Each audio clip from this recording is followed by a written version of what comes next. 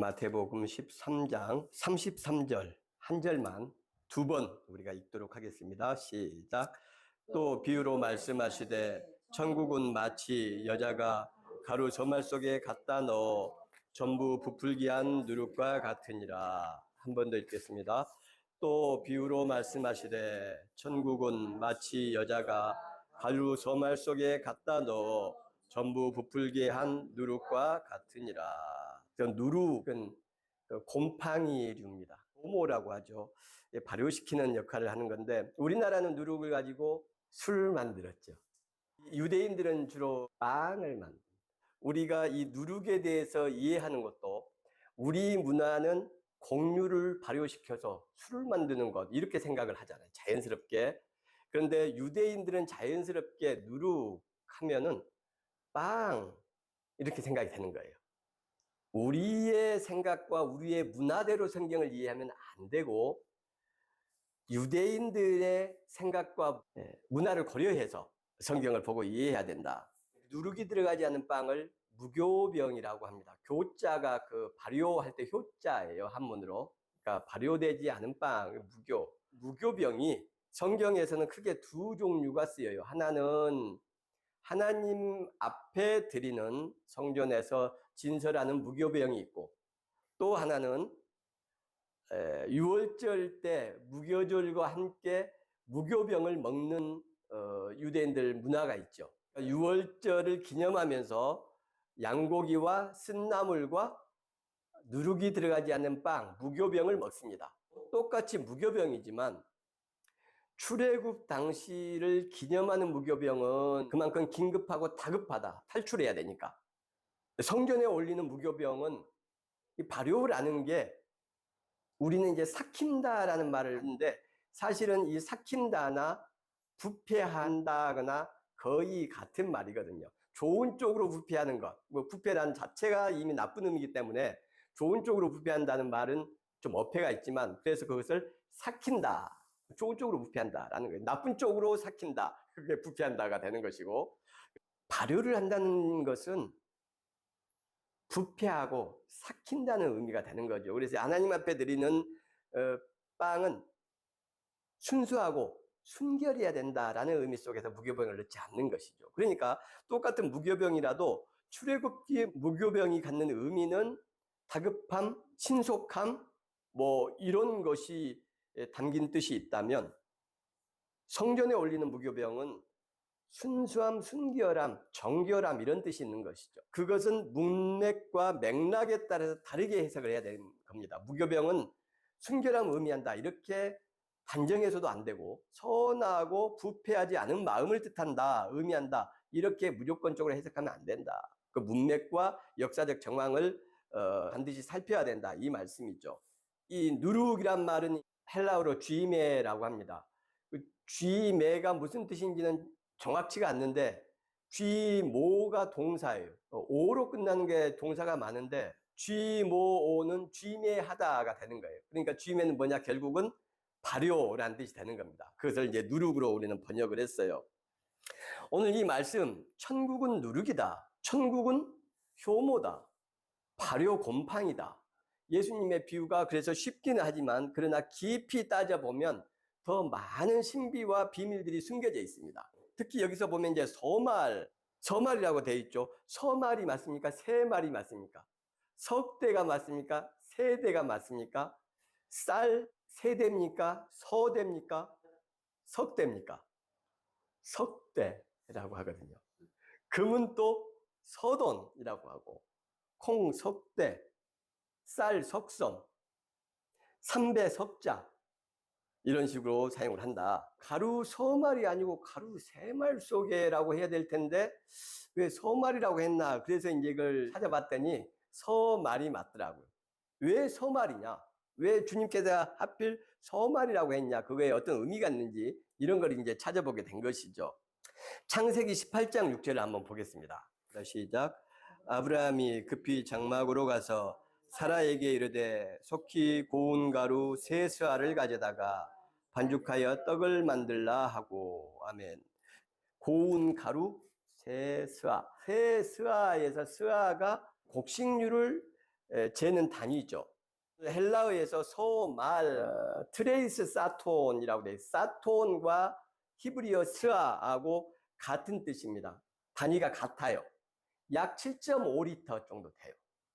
이 세 마리니까 약 한 23리터 정도 되는 양입니다. 그게 한 에바라고 그래요, 성경에 보면. 에바는 고체류를 측정하는 단위고, 밭은 액체류, 기름, 이런 것을 측정하는 단위예요. 같아요.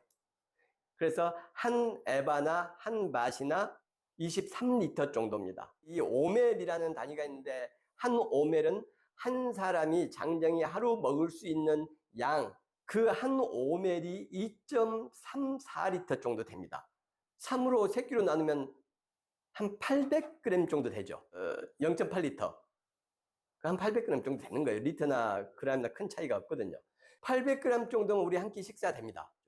어쨌든 이제 이런 식으로 계산을 하면 됩니다. 그래서 여기서 지금 소말이란 단어가 창세기에 등장한다라는 것이 이제 중요해요. 사라에게 아브라함이 23리터 정도의 빵을 만들어라. 빨리 급하게. 무교병이죠. 발효시킬 시간이 없었어요. 사람으로 변장해서 지나가는 천사 3명을 접대하기 위해서 아브라함이 나가서 강권에서 데리고 옵니다. 그리고 저희가 대접할 테니까 먹고 쉬시고 가십시오. 그 사람들이 천사일 것이라고 아브라함은 생각을 했을까요? 저는 감을 잡았을 거라고 봅니다.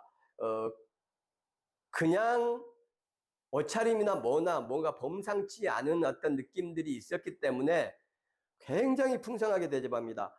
작은 송아지를 잡고요. 한 사람이 새끼 먹는 분량이 2.3리터밖에 안 되는데 세 사람한테 23리터, 그러니까 10명이 하루를 먹을 수 있는 양을 지금 접대를 하는 거예요. 그러니까 굉장히 풍성한 극진한 환대를 했다는 걸 알 수가 있는 것이죠. 여기서 예수님께서 이야기하신 서말이라는 단어가 나온다. 의도했을 것으로 보는 겁니다. 저는 사사기 6장 19절 말씀, 기드온이 가서 염소 새끼 하나를 준비하고 가루 한 에바로 무교병을 만들고 고기를 솥구리에 담고 국을 양푼에 담아 상수리 나무 아래 그에게로 가져다가 드리매. 예, 여기서 방금 제가 서말, 세스와 한 에바가 전부 같은 단위 23리터 정도라고 했죠. 예, 여기서 또 한 에바가 나와요. 이 상황은 기드온이 미디안 족속들의 눈을 피해서 몰래 탈곡을 하고 있었어요. 그러니까 포도즙을 받는 틀이라는 것은 이렇게 땅 속으로 파여 있어요. 그래서 사람이 들어가서 거기서 작업을 하면 안 보인단 말이에요, 바깥에서. 그런데 거기에 천사가 나타나요. 그래서 하는 말이 너는 하나님께서 선택한 아주 위대하고 용맹한 용사다. 너가 이스라엘을 구원할 것이다, 미디안으로부터. 이렇게 이야기를 하는 거예요. 그러니까 기드온이 놀래서 이게 웬 겁이 많아가지고 포도즙 틀에 숨어서 탈곡을 하고 있는 자기한테 용사여 이러니까, 그리고 이스라엘을 구한다고 하니까 얼마나 놀랬겠어요. 지금 그 예물을 가져온 게 바로 지금 이 대목이에요. 근데 여기에 한 에바가 등장한다. 극진한 정성을 다해서 하나님께 드리는 예물이라는 걸 알 수가 있죠. 아브라함의 내용이나 기드온의 내용에 담긴 숨겨진 이야기들이 있습니다. 이 기드온이 사람이 바뀌죠. 300명의 청년들을 뽑아서 그들과 함께 미디안을 물리치고 이스라엘을 미디안으로부터 구하는 전쟁 영웅이 되고, 그 뒤로 사사로서 이스라엘을 다스린 굉장히 위대한 사람으로 변모하는 그 계기, 그 사건이 바로 가루 한 에바를 갖다 드리는 이 내용이 나온다는 것이죠. 아브라함도 천사들이 왔어요. 그래서 극진한 접대를 하니까 천사들이 2가지 선물을 줍니다. 하나는 내년 이맘때쯤에 너가 아들을 낳을 것이다 라는 것, 그 다음에 또 하나는 소돔과 고모라를 멸하겠다라는 소식을 전해줘요. 그러니까 아브라함이 어떻게 합니까? 의인이 50명 있으면, 40명 있으면, 30명 있으면 10명까지 내려가죠. 그건 무슨 말이에요? 지금 아브라함의 기도에 소돔과 고모라의 운명이 달려있는 것이죠. 지도자가 되는 거예요. 소돔과 고모라는 아브라함을 지도자로 인정하지 않지만 하나님과 아브라함 사이에서는 이미 소돔의 운명은 아브라함의 기도와 선하기에 있는 거예요. 지도자가 되는 거죠. 실질적인. 사무엘상 1장 24절에 보면 한나가 숫소 3마리, 밀가루 1에바와 포도주 1가죽부대를 가지고 올라가는 장면이 나옵니다. 한나는 맹세의 기도를 하죠. 서원 기도를 합니다. 아들을 주시면 제가 그 아들의 평생의 머리에 삭도를 내지 않고, 그 말은 이제 하나님께 구별된 사람으로 바치겠다는 뜻이죠. 사무엘을 얻게 되고 사무엘이 젖을 떼자. 젖을 몇 세 정도에 뗍니까? 저는 젖을 빨리 뗐고, 저희 남동생은 젖을 뗀 줄 알았더니 일주일 뒤에 되면 또 손이 올라오고, 어머니 말씀이 그래요. 한 달 지나면 또 손이 올라오고 그랬다고. 그래서 떼기 굉장히 힘들었다고. 저는 3일 딱 하니까 일체 그 뒤로는, 그러면서 너는 쉽게 단념하고 인내심이 부족할 것 같다. 이렇게 이야기를 하시고, 네 동생은 뭔가 끈기가 있고, 그래서 알아봤다. 이제 이렇게 말씀하시던데, 어쨌든 여기서 한나가 응답을 받고 하나님 앞에 감사 예물을 가지고 올라가는 대목인데, 밀가루가 1에바가 얼마나 풍성한 건지 23리터가 감이 잘 안 오시는데, 지금 숫소 3마리와 함께 가지고 간다는 걸 한번 생각해 보세요. 아까 아브라함도 송아지란 말이 되었죠. 그러니까 이 1에바라는 것은 극진함과 환대의 풍성함의 최대치, 이렇게 볼 수가 있어요. 성경에서 룻기에도 나옵니다. 룻이 보리 이삭을 주로 보아스의 밭에 갔는데, 그 전에 보아스가 룻의 선행을 이야기 듣고서 저 모압 여인이 와서 보리를 주울 때 일부러 보리 이삭을 좀 빼서 버리고 도와줘라, 이렇게 이제 하인들에게 이야기를 해요. 그래서 1에바쯤 되었다. 보아스라는 부자 노인이 최대한의 배려와 사랑, 애정이 담긴 내용 것이 또 1에바. 사무엘에도 나옵니다. 17장에 이새가 다윗에게 복군 곡식 1에바를 가지고 전쟁터로 나가라, 형들한테 갖다 주라는 말이 나와요. 그때 형들은 블레셋의 골리앗과 대치하고 있었을 때입니다. 그러니까 이 1에바는 아버지가 전쟁터에 가 있는 다윗의 아들들 최소한 3명입니다. 그 최소한 3명이 얼마나 그 안위가 걱정되고 얼마나 가슴이 조마조마했겠습니까? 그때 그 사랑이 담긴 음식, 곡식, 그게 1에바. 이 모든 것의 공통점을 찾아보면 하나님한테 드릴 때는 그게 정성이고 믿음이고 신앙인 것이고, 사람에게 줄 때는 가장 큰 배려와 동정심이고, 자식한테 줄 때는 가장 큰 사랑을 표현하는 것이 바로 이 1에바, 소말, 곡식 서말이다. 또 하나 여기에 공통점이 있습니다. 이 사건을 계기로 이 서말에 가루를 드리고 천사를 접대했고, 천사한테 예물을 드렸고, 하나님께 한나가 제사를 드리고, 또 보아스가 롯을 배려하고 다윗이 그 1에바의 볶음곡식을 형들에게 전달하는 심부름을 한 뒤에 이들이 명실공히 위대한 지도자로 재탄생했다는 거예요. 이 사건을 계기로 기드온은 미디안 족속이 무서워서 숨어서 탈곡을 했던 평범한 사람이었어요. 그런데 젊은 청년들 300명과 함께 이스라엘을 구원하고 미디안을 쳐부수죠. 말도 안 되는 작전을 하지 않습니까? 항아리에다가 횃불을 숨기고 항아리를 깨고 소리를 지르면서 300명이 용기와 담대함이 없으면 이런 기가 막힌, 마치 삼국지 제갈공명이 했던 것 같은 이런 수를 쓸 수가 없어요. 근데 기드온의 원래 성품과 성정은 숨어서 두려움을 느끼는 사람이었다는 거죠. 근데 위대한 지도자가 되었다. 한나의 아들 사무엘은 어떻게 됩니까? 이렇게 에바와 함께 하나님의 성전 엘리 제사장을 섬기게 되고, 이스라엘 역사에서 가장 위대한 지도자 중에 한 명이 사무엘이에요.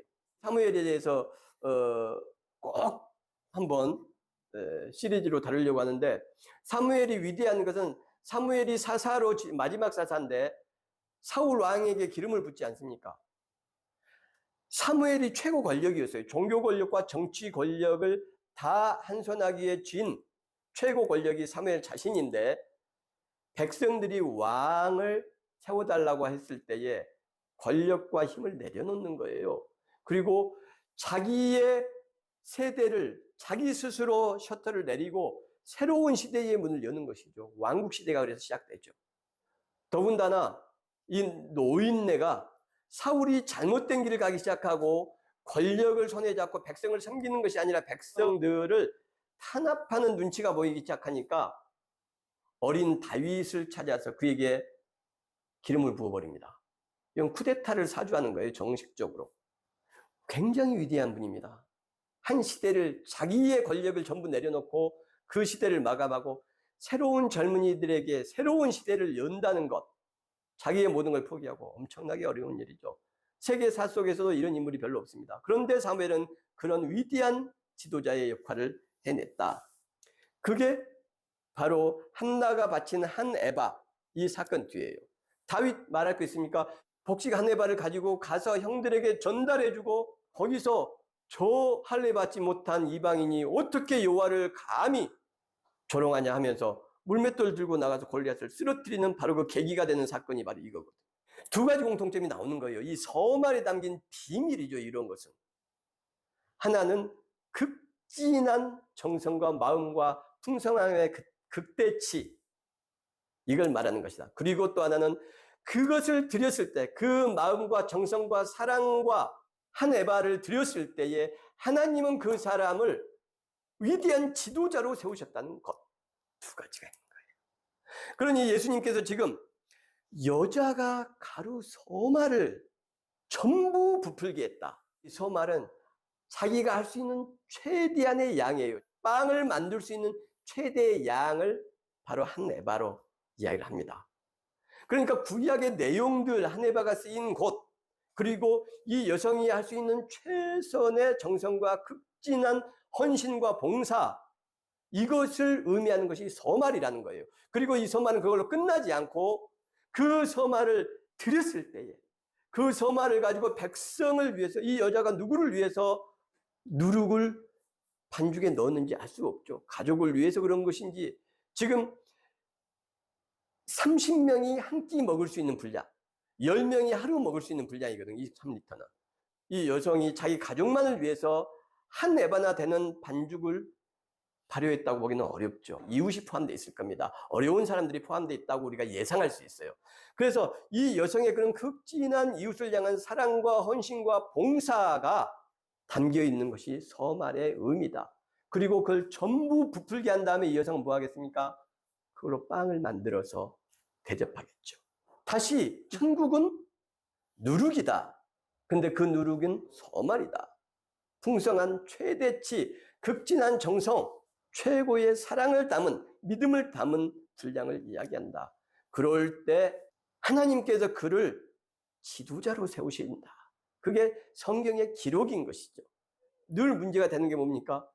죽어서 가는 저 천국, 지옥의 반대 개념, 하나님을 잘 믿는 사람들이 가는 곳, 예배 잘 드린 사람이 가는 곳, 그걸 자꾸 생각을 해요. 그런데 우리 지금 천국을 보세요. 천국은 전혀 그런 의미가 아니에요. 밭에 떨어진 씨앗 비유에서 천국이 뭡니까? 알곡과 가라지에서 천국이 뭡니까?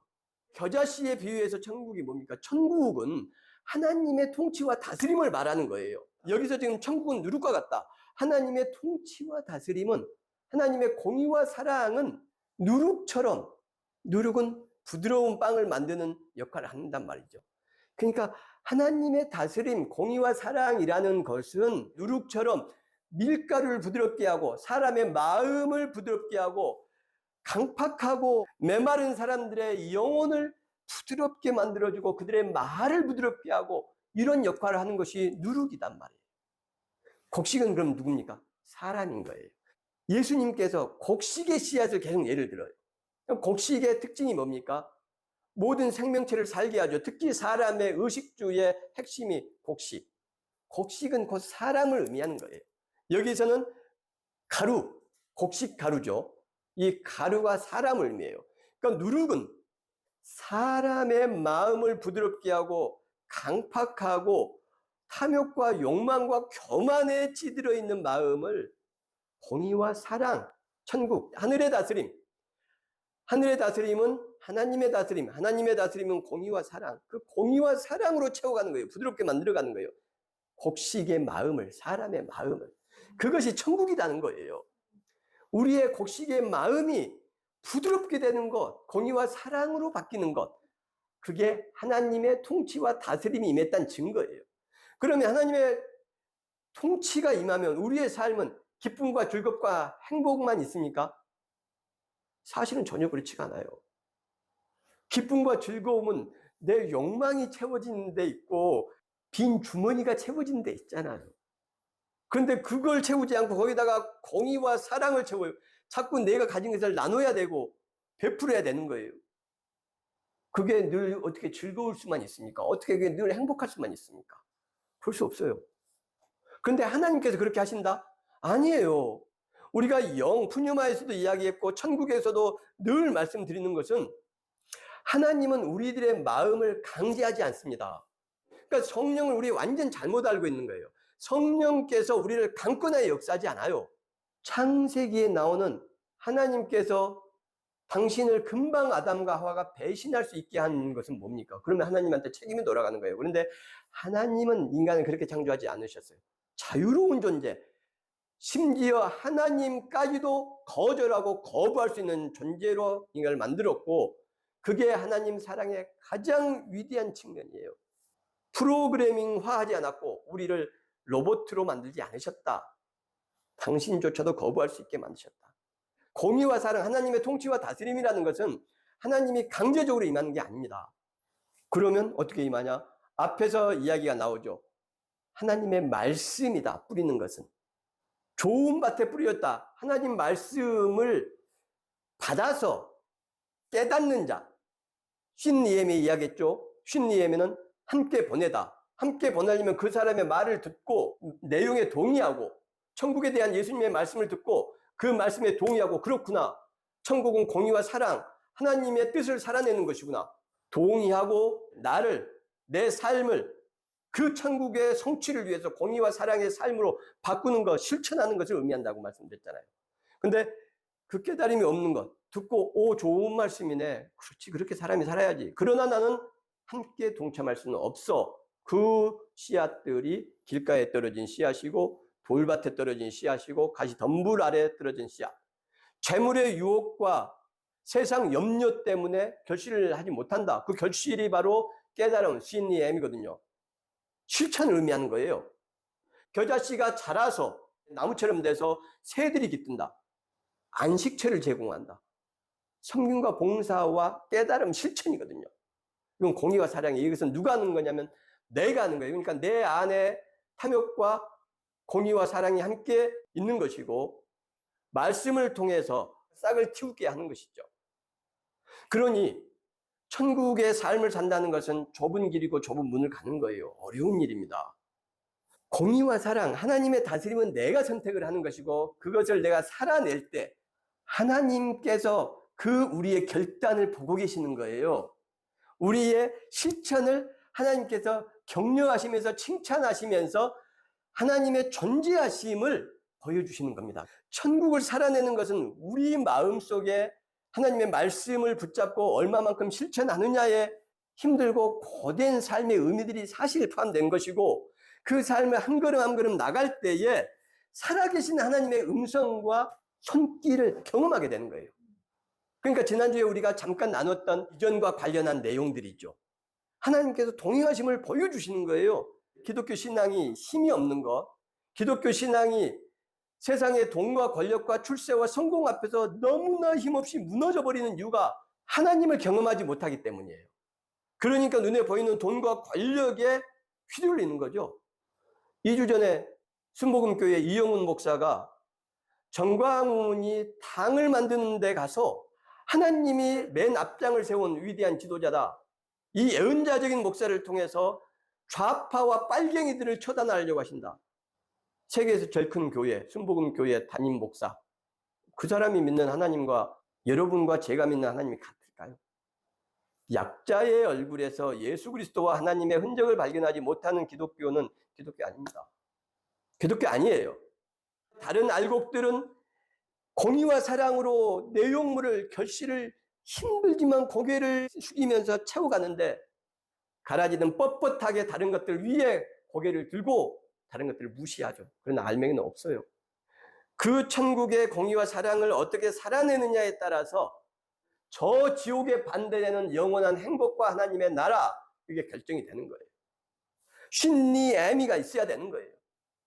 함께 동행함이 있어야 되고 누룩처럼 곡식 가루를 발효시키는 그런 헌신과 섬김과 봉사가 있어야 되는 것이죠.